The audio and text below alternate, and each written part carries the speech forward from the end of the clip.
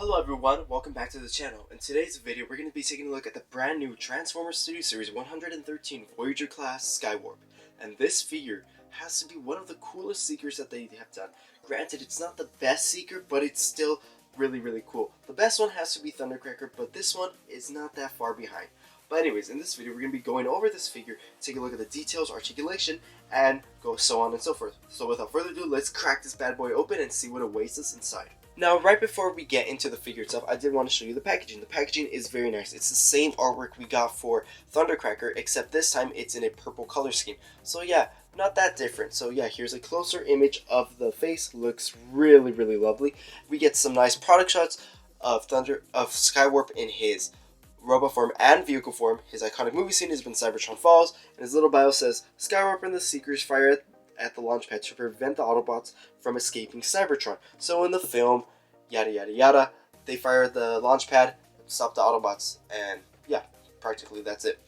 And here's a longer shot of the same CGI, so it's the same CGI back and forth. Now, one thing I really do like about this box is that it's sturdy, unlike Thundercracker's box, which was very flimsy. But overall, it's the same mold, except a different color scheme. So now, let's get this guy out of the packaging. Alright, now that we have the figure out of the packaging, what makes this figure so special that's different from the other Seekers? In reality, nothing except the color scheme.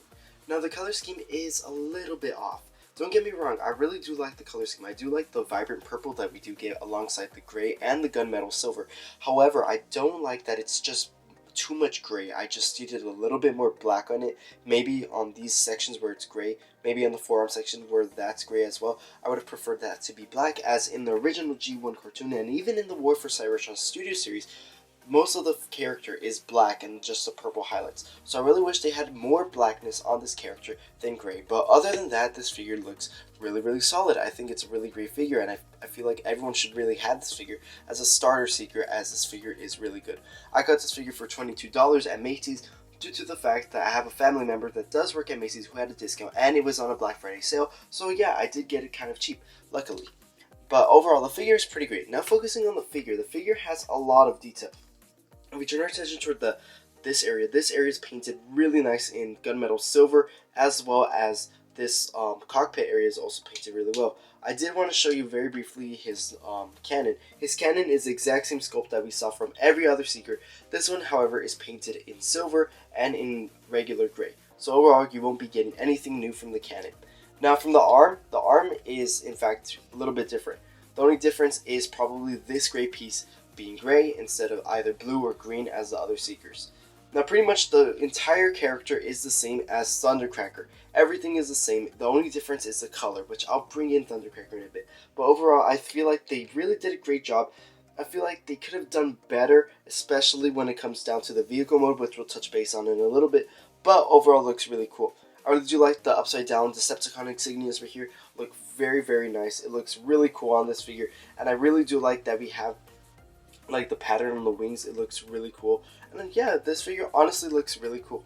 Now, SKYWARP here does have a lot of articulation. It's pretty much the same as the other figures. So first, starting off on the head is on a ball joint, which could look up, very far up, look down, tilt side to side, and do a full 360 if you wanted to. He does have a hinge joint at the arm, which could bend around 90 degrees. He has a swivel joint at the entire arm, which could do a full 360. Swivel at the bicep, a full 360. Past 90 degree at the arm. Unfortunately, no wrist rotation. Hasbro, please add that. But I'm pretty sure they're not going to do it. But overall, no wrist rotation, but we do have really lovely sculpt work on the fingers, which looks amazing. We have a hinge joint at the leg, which is kind of a slight ratchet, but we also have rotation at the leg, which is pretty cool. We have, I think, past 90 degree bend at the knee.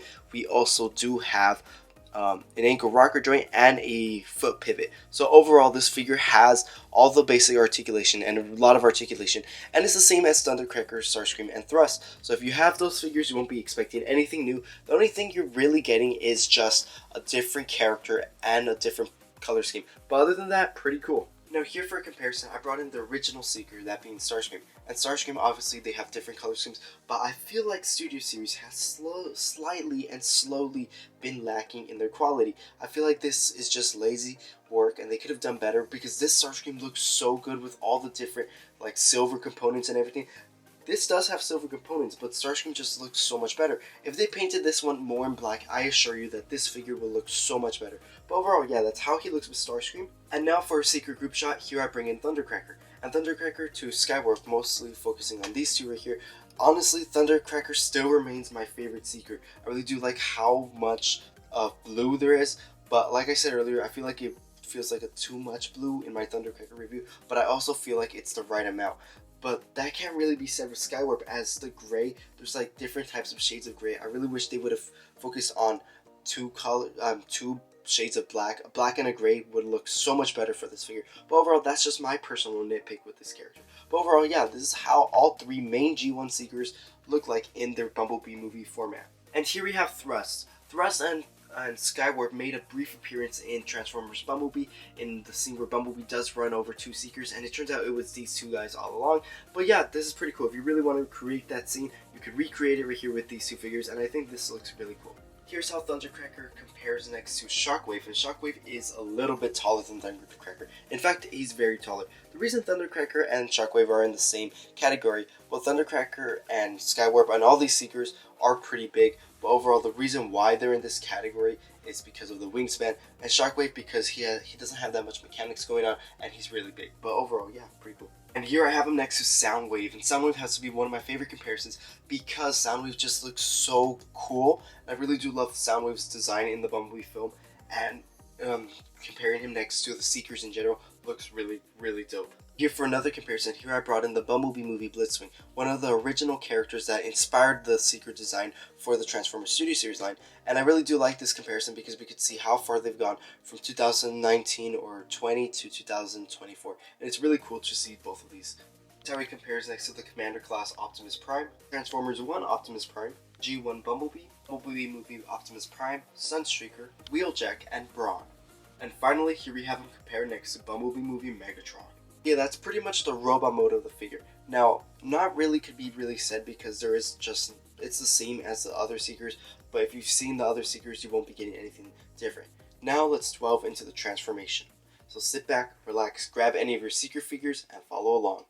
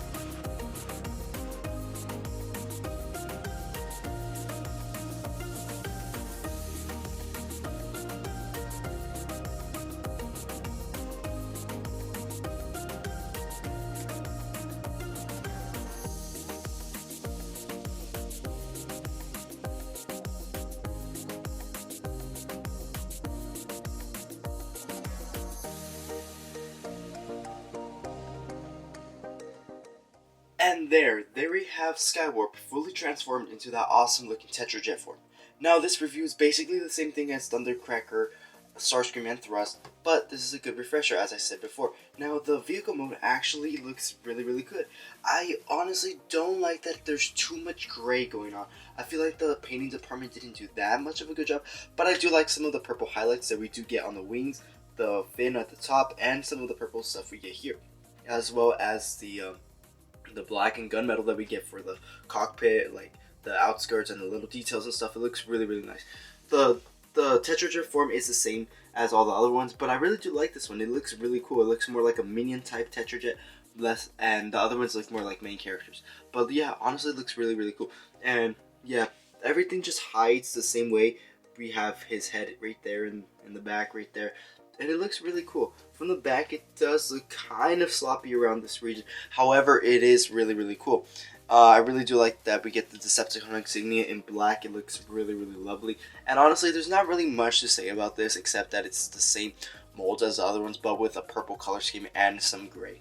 And little hints of gunmetal here and there. But overall, yeah, pretty cool. Now here for comparison for all three Seekers, here we have Thundercracker and Starscream compared next to SKYWARP. And SKYWARP to these guys, honestly, my preferred Seeker has to be Thundercracker due to the amount of color and paintwork that's on it. Starscream is pretty cool, but SKYWARP just lacks. It just looks so boring. I feel like they had so much potential to add more. Now let's just take an instance for Thundercracker. We can see Thundercracker has some highlights around the wing edges, meanwhile SKYWARP does not. I would have preferred if this area was probably in black, and they could have kept this gray area, and maybe it's like some little black pieces here and there. But honestly, it's not that much of a big deal because I'm not really going to complain about it. It is a perfect translation from G1 to live action, so I will give it that. But however, I don't like that it just looks so boring, whereas this one looks so good.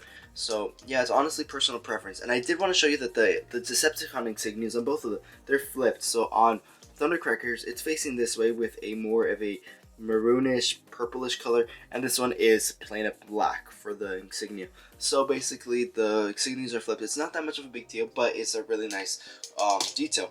I also did want to mention around the cockpit region, the new figure has this harder plastic, whereas this one had this transparent plastic. So yeah, whichever one is better. I'd say this one could last a little bit longer if it falls more than this one. I'm not sure, because I haven't dropped them, that's why. But overall, yeah, it's personal preference when it comes down to these. And now when you bring in Starscream right here, honestly, Starscream does look better, but they do look slightly boring with one another. I feel like Thundercracker added in there just creates a better look at these characters. But also, I did want to mention that the insignia on Starscream is facing the other way as well, and SKYWARP is the other way, so we can clearly see that there are like some little differences here and there, but it's pretty cool just to see tiny little details that aren't that important but are pretty cool. And finally, here we have Thrust. And Thrust, honestly, I feel like we could get a Dirge and a Ramjet pretty soon. I feel like Hasbro should do it, but at the same time, I feel like they shouldn't, because I feel like we have enough Seekers. But just to complete those main characters, it would be cool if we saw that. But yeah, overall, it's a pretty cool addition. Now we have all 4 Seekers, and if you want to count Blitzwing as a 5th Seeker, we have all 5 of them in the collection now. So that about concludes my review on the Transformers Studios Series 113, Voyager Class SKYWARP. Honestly, this figure is a really cool figure. Now, the only little problems I do have with the figure is that this repaint feels a little bit lazy. I feel like they could have added a little bit more to this, probably some more black on it, maybe less gray, because honestly this figure looked kind of boring compared next to the other Seekers. Seeing Hasbro's potential at repaints and remolds, we've seen so many great ones, but this one was alright. It's not a bad figure, it's a really good figure, but I just feel like they could have done a little bit more. I do recommend this figure to anyone who wants to complete their Seeker collection and their G1 inspired Bumblebee movie collection, but honestly this figure is really cool. I give it a solid 7 out of 10, not an 8, not a 7 point something, not a 6 point something, just a 7. It's really cool, it's solid, it's really enjoyable. So that about concludes my video. Tell me what you thought of this, tell me what you thought of the figure, are you picking him up, did you pick him up, and tell me what you thought about the video in the comment section down below. Until then, in the words of Optimus Prime, transform and roll out!